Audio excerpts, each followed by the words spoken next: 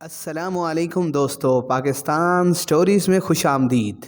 پاکستان کی ایٹمی طاقت بننے کے دوران جو معمولات اور واقعات پیش آئے اس کی قسط نمبر 8 کے ساتھ آپ کی خدمت میں حاضر ہوں۔ جب ہم لندن کی ایمرسن کمپنی سے سینٹری فیوجز کو چلانے والے پاور سپلائرز خریدے تو ہم نے دیکھا کہ ان میں بہتری کی کافی گنجائش تھی۔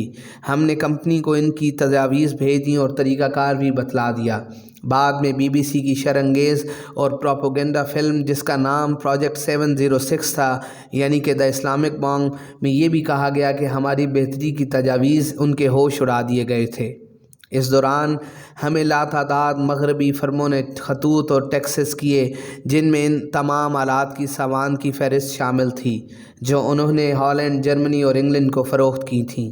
وہ ہمارے پیچھے تھے کہ ہم ان سے یہ سامان خرید لیں۔ ہم نے اپنی ضروریات کا سامان خرید لیا اور جہاں ضرورت پڑی اپنی خواہش کے مطابق تبدیلیاں بھی کروا لیں۔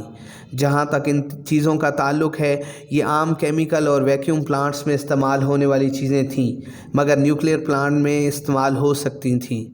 ان کی ایکسپورٹ میں ان فرموں کو کوئی مشکل پیش نہیں آئی، لیکن اس کے بعد ہماری مجبوری تھی کہ ہم غیر ملکی ماہرین سے کھل کر تبادلہ خیال نہیں کر سکتے تھے، لیکن اس کے باوجود تمام پرابلمز کو بیک وقت کامیابی سے حل کیا۔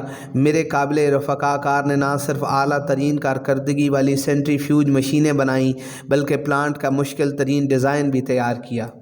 مشینوں کو قطار میں لگانے کا طریقہ کار ڈیزائن کیا گیا، تمام پائپنگ سسٹم لگایا گیا اور ہزاروں میل لمبائی کے ایلومینیم پائپ ویلڈ کیے گئے۔ پلانٹ کو کمپیوٹرائز سافٹ ویئر سے اور ہارڈ ویئر کی مدد سے مکمل آٹومیٹک کنٹرول کیا گیا۔ آپ اندازہ لگا سکتے ہیں کہ ریڈیو ایکٹیویٹی کی وجہ سے ایک نیوکلیئر یا یورینیم کی افسودگی کے پلانٹ کو چلانے کے لیے بہت سے اہم اقدامات کرنے پڑتے ہیں، اور یہ قابل فخر ہے کہ یہ سب کچھ ہم نے خود ڈیزائن کیا۔ ہم نے مشینوں کو فلورائڈ گیس بھیجنے اور افسودگی کے بعد اس کو نکالنے کا بندوبست کیا۔ جب مغربی ممالک نے ہر قسم کے سامان کی برآمدگی پر پابندی لگا دی تو ہم نے تمام اہم مشکل ترین الیکٹرانک، ویکیوم اور الیکٹریکل آلات خود بنانا شروع کر دیے۔ کہوٹا مکمل طور پر پاکستان کی کاوشوں کا ایک پھل ہے۔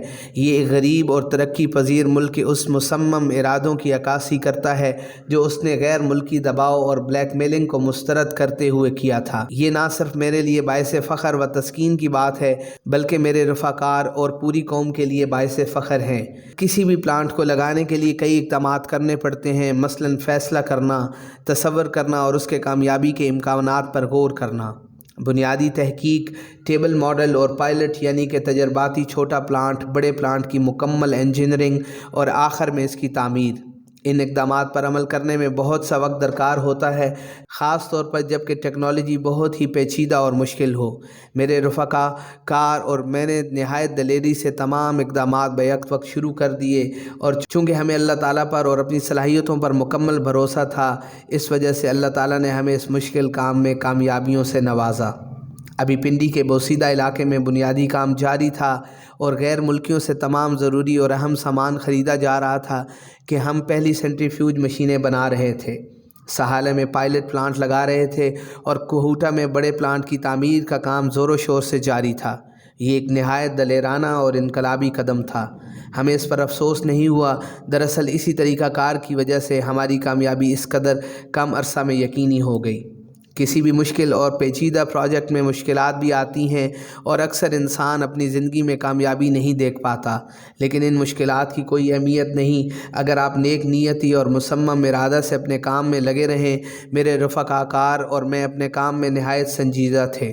ہماری نگاہ میں یہ پاکستان کی بقا کی موت کا معاملہ تھا، اور اللہ تعالیٰ کے کرم اور ہماری سخت محنت اور کاوش سے ہم نے یہ کامیابی اپنی زندگی میں ہی دیکھ لی اور اپنے ملک کو ناقابل تسخیر دفاع مہیا کر دیا۔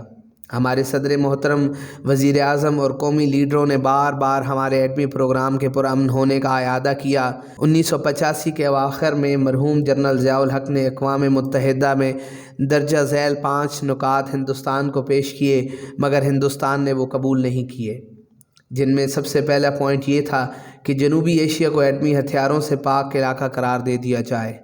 NPT جو کہ ایک ایٹمی معاہدہ ہے، دونوں ممالک بیک وقت اس پر سائن کر دیں۔ دونوں ممالک آپس میں ایٹمی عدم پھیلاؤ کے معاہدے پر دستخط کریں اور اس کے بعد بین الاقوامی معائنہ ٹیمیں دونوں ممالک کے ایٹمی تنصیبات کا معائنہ کریں۔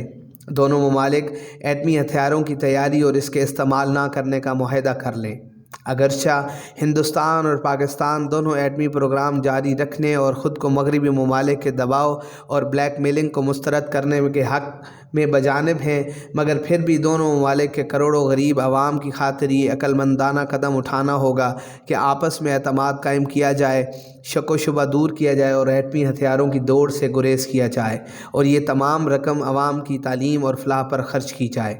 پاکستان کی یورینیم کی افزودگی کے کامیاب پروگرام نے یہ ثابت کر دیا کہ اگر ایک قوم عزم اور سنجیدگی سے کوئی بھی ہدف حاصل کرنا چاہے تو وہ توقع سے پہلے یہ حاصل کر سکتی ہے۔ جو کچھ ہم نے 7 سالوں میں نہایت خطیر رقم خرچ کر کے حاصل کیا، وہ دوسروں کی نگاہ میں 50 سال میں بھی حاصل کرنا ناممکن تھا۔ اپنے مقصد کے لیے پرعزم کوشش یقیناً پاکستان ایٹامک انرجی کمیشن کو ری ایکٹر بنانے میں کامیابی سے ہمکنار کر سکتا ہے۔ ابھی وقت نہیں گیا کہ پاکستان اب بھی دنیا کو یہ ثابت کر سکتا ہے کہ وہ قومی مفادات اور عزت کے لیے ہر چیلنج کو قبول کرنے کی صلاحیت رکھتا ہے۔